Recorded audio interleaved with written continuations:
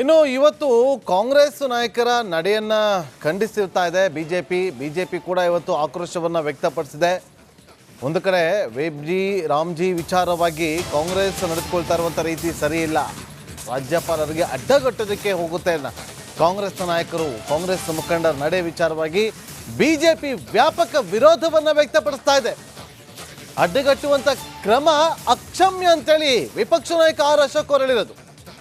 ಭಾಷಣ ಓದದೇ ಇರೋದು ಇದು ಮೊದಲೇನಲ್ಲ, ಈ ಹಿಂದೆ ಹಂಸರಾಜ್ ಭಾರದ್ವಾಜ್ ಅವರಿಂದಲೂ ಕೂಡ ಭಾಷಣಕ್ಕೆ ವಿರೋಧವನ್ನ ಮಾಡಲಾಗಿತ್ತು. ರಾಜ್ಯಪಾಲರ ವಿರುದ್ಧ ಘೋಷಣೆ ಕೂಗಿದ್ದು ಕೂಡ ಖಂಡನೀಯ ಅಂತ ವಿಪಕ್ಷ ನಾಯಕ ಆರ್ ಅಶೋಕ್ ಕಿಡಿಕಾರಿದ್ದಾರೆ.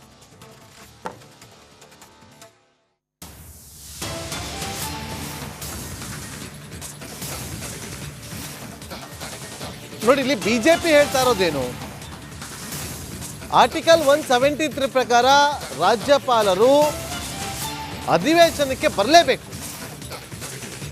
ಆರ್ಟಿಕಲ್ 176 ಪ್ರಕಾರ ಇಂಥದ್ದೇ ರಾಜ್ಯಪಾಲರು ಭಾಷಣದಲ್ಲಿ ಹೇಳಬೇಕು ಅಂತ ಏನಿಲ್ಲ, ಅವರ ವಿವೇಚನೆಗೆ ಬಿಟ್ಟಿದ್ದು ಅಂತೇಳಿ ಬಿಜೆಪಿ ಈ ವಿಚಾರವನ್ನು ಇಟ್ಕೊಂಡು ಇವತ್ತು ಆಕ್ರೋಶವನ್ನು ಹೊರ ಹಾಕ್ತಾ ಇದೆ. ವಿಧಾನಸಭಾ ಅಧಿವೇಶನದ ಕಲಾಪದಲ್ಲೇ ಇವತ್ತು ಒಂದಿನ ಕರಾಳ ದಿನ. ಇವತ್ತು ಕಾಂಗ್ರೆಸ್ ಸರ್ಕಾರ ಈ ಅಧಿವೇಶನವನ್ನು ಒಂದು ಕರಾಳ ರೀತಿಯಾಗಿ ನಡೆಸಿದ್ದಾರೆ. ಗೌರವಾನ್ವಿತ ರಾಜ್ಯಪಾಲರು ಅವರ ಕರ್ತವ್ಯ ಏನಿದೆ, ಸಂವಿಧಾನದ ಅಡಿಯಲ್ಲಿ ಕೇಂದ್ರ ಮತ್ತು ರಾಜ್ಯ ಸರ್ಕಾರಗಳ ಸೇತುವೆಯಾಗಿ ಕೆಲಸ ಮಾಡೋದು ಅವರ ಕರ್ತವ್ಯ. ಆ ಕರ್ತವ್ಯ ರೀತಿಯಾಗಿ ಅವರು ಕೆಲಸವನ್ನು ಮಾಡಿದ್ದಾರೆ. ಆದರೆ ಇವತ್ತು ಗವರ್ನರ್ ಅವರು ಅವರ ಮಾತುಗಳಲ್ಲಿ ಅದನ್ನು ಲೇ ಮಾಡಿ ಧನ್ಯವಾದ ಹೇಳಿ ಹೊರಟಿದ್ದಾರೆ. ಇದೇನು ಮೊದಲ ಬಾರಿ ಅಲ್ಲ. ಹಿಂದೆ ಭಾರದ್ವಾಜ್ ಅವರು ಇದ್ದಾಗೂ ಕೂಡ, ನಮ್ಮ ಸರ್ಕಾರ ಇದ್ದಾಗ, ಯಡಿಯೂರಪ್ಪನವರು ಇದ್ದಾಗ ಅವರು ಕೂಡ ಲೇ ಮಾಡಿಬಿಟ್ಟು ಹೊರಟೋದ್ರು. ಅವಾಗ ಕಾಂಗ್ರೆಸ್ ಒಂದು ಗವರ್ನರು. ಹಿಂದೆ ಖುರ್ಷಿದ್ ಆಲಮ್ ಖಾನ್ ಅವರು ಕೂಡ ಗವರ್ನರ್ ಆಗಿದ್ದಾಗ ಅವರು ಕೂಡ ಲೇ ಮಾಡಿ ಭಾಳಷ್ಟು ಸರಿ ಹೋಗಿದ್ದಾರೆ. ಇದರಲ್ಲಿ ತಪ್ಪೇನಾಗಿದೆ? ಸಂವಿಧಾನದ ಪ್ರಕಾರ ಬರಬೇಕು, ಅವರು ಆ ಚೇರಲ್ಲಿ ಕೂತ್ಕೊಂಡು ಆ ಸರ್ಕಾರದ ಒಂದು ಭಾಷಣವನ್ನು ಲೇ ಮಾಡಿ ಹೋಗೋ ಅಧಿಕಾರ ಅವ್ರಿಗಿದ್ದೇ ಇದೆ.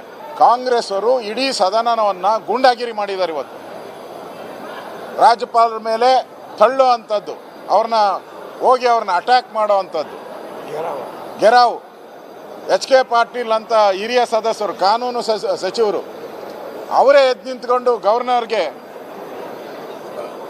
ಅಡ್ಡಿಪಡಿಸಿರುವಂಥದ್ದು.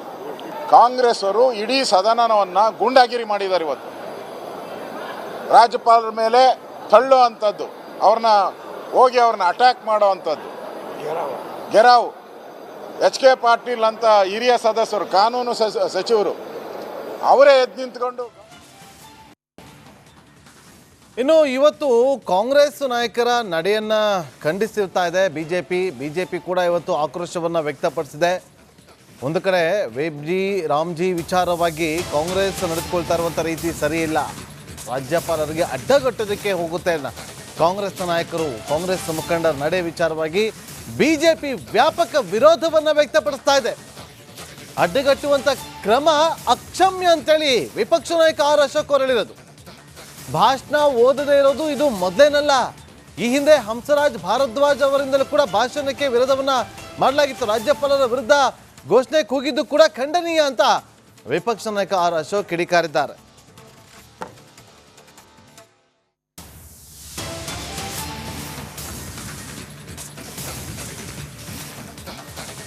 ನೋಡಿ, ಇಲ್ಲಿ ಬಿಜೆಪಿ ಹೇಳ್ತಾ ಇರೋದೇನು, ಆರ್ಟಿಕಲ್ 173 ಪ್ರಕಾರ ರಾಜ್ಯಪಾಲರು ಅಧಿವೇಶನಕ್ಕೆ ಬರಲೇಬೇಕು.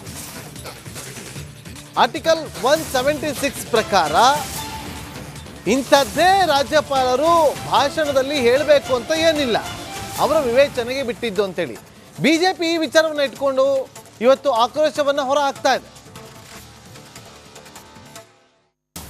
ವಿಧಾನಸಭಾ ಅಧಿವೇಶನದ ಕಲಾಪದಲ್ಲೇ ಇವತ್ತು ಒಂದಿನ ಕರಾಳ ದಿನ. ಇವತ್ತು ಕಾಂಗ್ರೆಸ್ ಸರ್ಕಾರ ಈ ಅಧಿವೇಶನವನ್ನು ಒಂದು ಕರಾಳ ರೀತಿಯಾಗಿ ನಡೆಸಿದ್ದಾರೆ.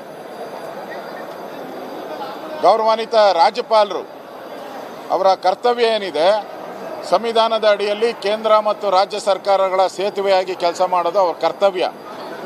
ಆ ಕರ್ತವ್ಯ ರೀತಿಯಾಗಿ ಅವರು ಕೆಲಸವನ್ನು ಮಾಡಿದ್ದಾರೆ. ಆದರೆ ಇವತ್ತು ಗವರ್ನರ್ ಅವರು ಅವರ ಮಾತುಗಳಲ್ಲಿ ಅದನ್ನು ಲೇ ಮಾಡಿ ಧನ್ಯವಾದ ಹೇಳಿ ಹೊರಟಿದ್ದಾರೆ. ಇದೇನು ಮೊದಲ ಬಾರಿ ಅಲ್ಲ. ಹಿಂದೆ ಭಾರದ್ವಾಜ್ ಅವರು ಇದ್ದಾಗೂ ಕೂಡ, ನಮ್ಮ ಸರ್ಕಾರ ಇದ್ದಾಗ, ಯಡಿಯೂರಪ್ಪನವರು ಇದ್ದಾಗ ಅವರು ಕೂಡ ಲೇ ಮಾಡಿಬಿಟ್ಟು ಹೊರಟೋದ್ರು. ಅವಾಗ ಕಾಂಗ್ರೆಸ್ ಗವರ್ನರು. ಹಿಂದೆ ಖುರ್ಷಿದ್ ಆಲಮ್ ಖಾನ್ ಅವರು ಕೂಡ ಗವರ್ನರ್ ಆಗಿದ್ದಾಗ ಅವರು ಕೂಡ ಲೇ ಮಾಡಿ ಭಾಳಷ್ಟು ಸರಿ ಹೋಗಿದ್ದಾರೆ. ಇದರಲ್ಲಿ ತಪ್ಪೇನಾಗಿದೆ? ಸಂವಿಧಾನದ ಪ್ರಕಾರ ಬರಬೇಕು, ಅವರು ಆ ಚೇರಲ್ಲಿ ಕೂತ್ಕೊಂಡು ಆ ಸರ್ಕಾರದ ಒಂದು ಭಾಷಣವನ್ನು ಲೇ ಮಾಡಿ ಹೋಗೋ ಅಧಿಕಾರ ಅವ್ರಿಗಿದ್ದೇ ಇದೆ.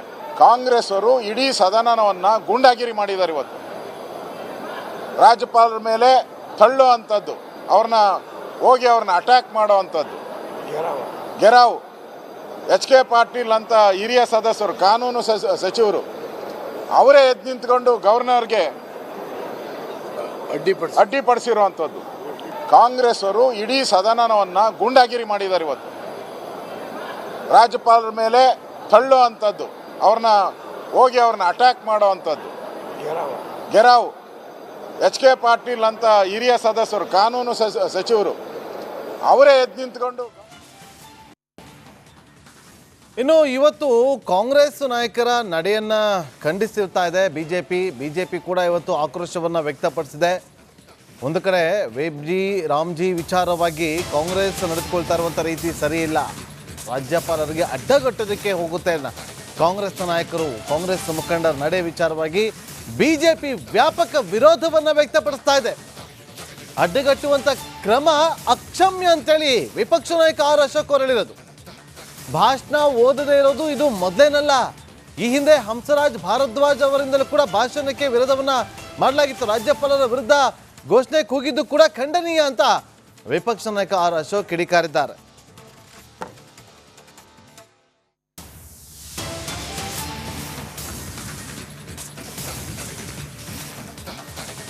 ನೋಡಿ, ಇಲ್ಲಿ ಬಿಜೆಪಿ ಹೇಳ್ತಾ ಇರೋದೇನು, ಆರ್ಟಿಕಲ್ 173 ಪ್ರಕಾರ ರಾಜ್ಯಪಾಲರು ಅಧಿವೇಶನಕ್ಕೆ ಬರಲೇಬೇಕು.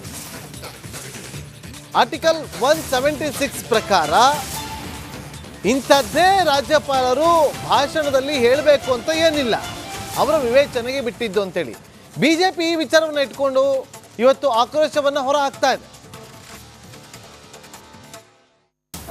ವಿಧಾನಸಭಾ ಅಧಿವೇಶನದ ಕಲಾಪದಲ್ಲೇ ಇವತ್ತು ಒಂದಿನ ಕರಾಳ ದಿನ. ಇವತ್ತು ಕಾಂಗ್ರೆಸ್